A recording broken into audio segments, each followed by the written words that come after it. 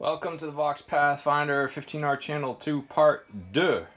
That's French for 2 because the Olympics are being held in France. And so we have the back side of this amplifier. And I have my nifty little VH, cathode current monitoring tool. It can monitor two tubes at the same time.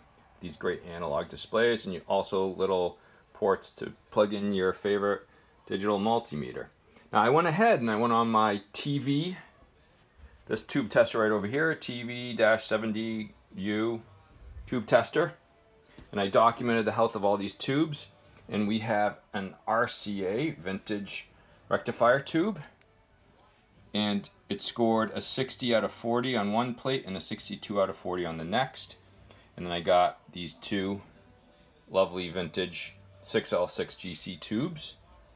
One's a Sylvania, one's an RSA, and they test a 44 and a 40 out of 25.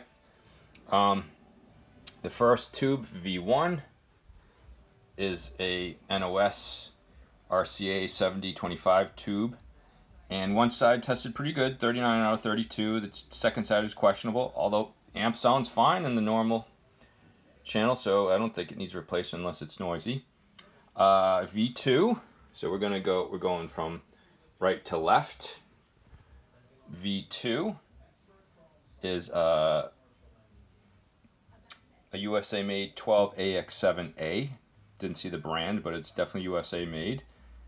And we got 36 and 38, with 32 being the lower limit of health. We have a modern JJ8T7 and ECC81 tube.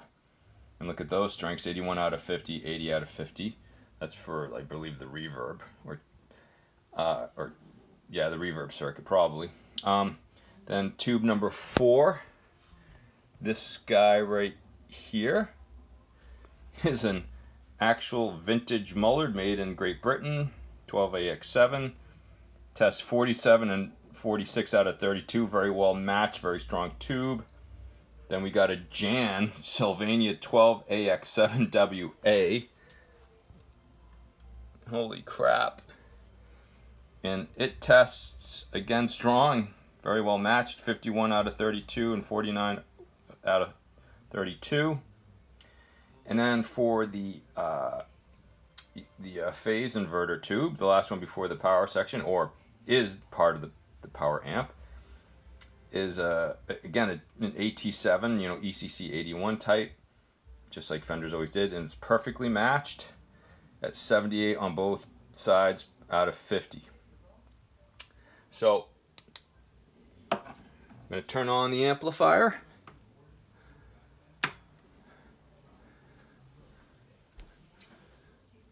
Let her warm up. And again, I forgot to tell you, but I took it out of the dim bulb current limiter circuit. Now it's just plugged into a full wall voltage. We've got some glow on that tube. Glow.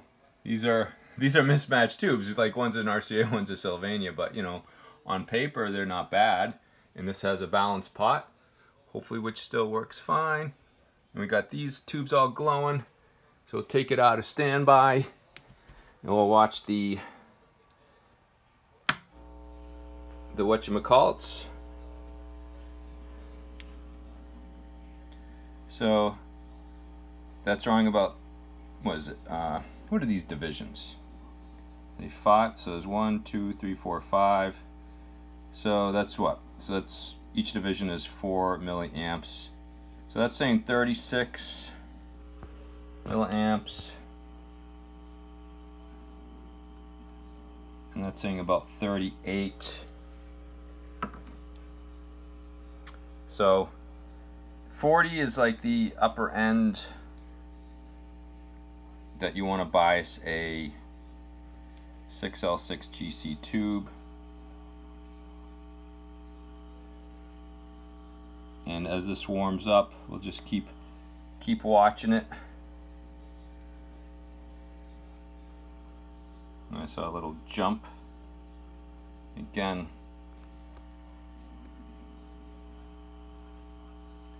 I did seem to think that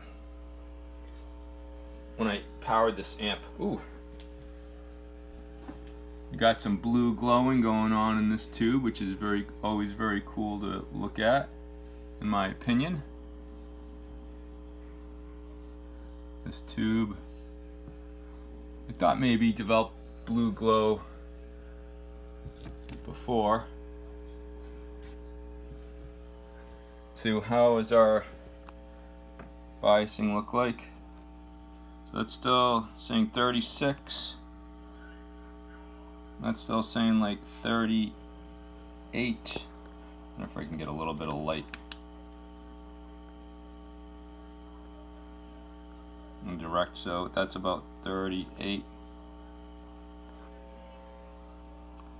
So fairly well balanced, and you can just use the balance pot.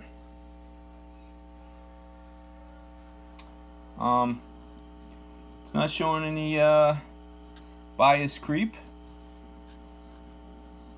which I did see evidence before.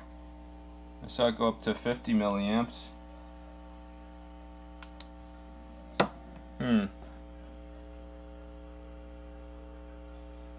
Let's see, what if I turn the volume all the way down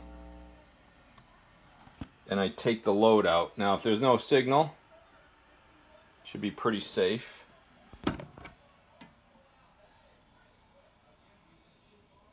But I wonder if maybe that was the cause.